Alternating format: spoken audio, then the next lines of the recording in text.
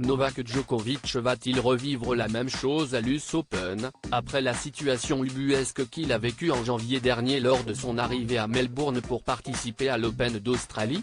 Si est-il la grosse question du moment après le nouveau sacre du Serbe à Wimbledon.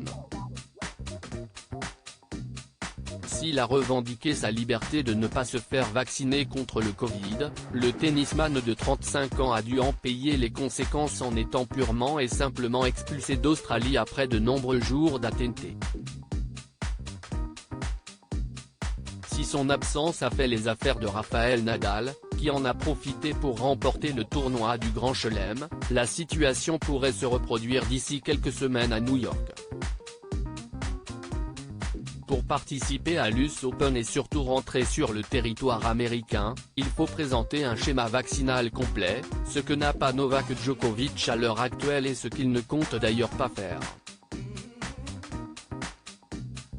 Un célèbre journaliste, qui a notamment écrit pour le New York Times, a tenu à rappeler la situation en y ajoutant un petit commentaire personnel sur son compte Twitter.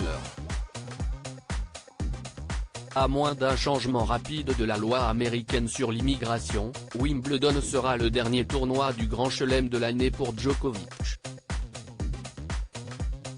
Les États-Unis exigent que les étrangers se fassent vacciner pour entrer sur leur territoire et Djokovic a fermement déclaré qu'il n'était pas prêt à se faire vacciner, se transformant ainsi en tête d'affiche anti-vax, lance Ben Rothenberg.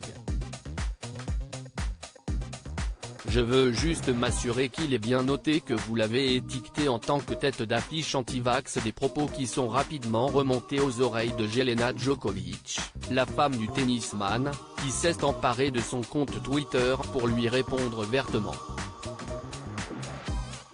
Excusez-moi.